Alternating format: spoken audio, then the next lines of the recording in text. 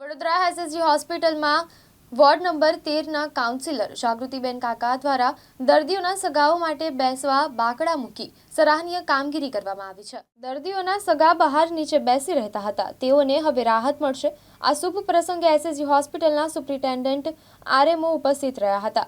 SSG હોસ્પિટલના તાત્કાલિક વિભાગ, પીડિયાટ્રિક વોર્ડ અને પોસ્ટમોર્ટમ રૂમની સામે 15 જેટલા બાકડા મૂકવામાં આવ્યા છે।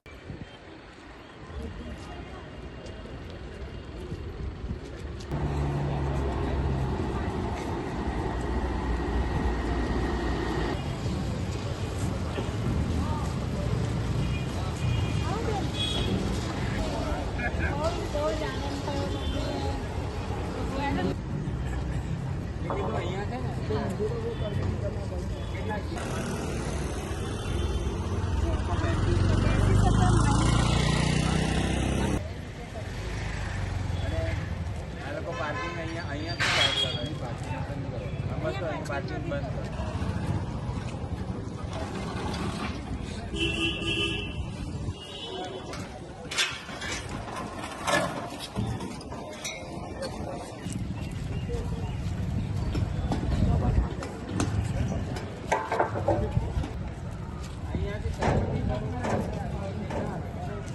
એસએસજી હોસ્પિટલની અંદર તાત્કાલિક વિભાગની સામે જે પેશન્ટોના સગા હોય છે એમને બેસવાની બિલકુલ વ્યવસ્થા નથી।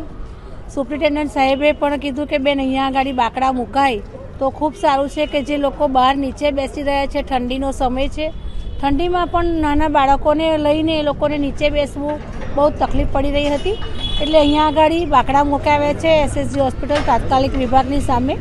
અને પોસ્ટમોર્ટમ વિભાગ છે ત્યાં આગળ પણ જે સગાઓને બેસવાની ખૂબ તકલીફ પડી રહી હતી, ત્યાં આગળ મારી ગ્રાન્ટમાંથી બાકડા મુકાવ્યા છે।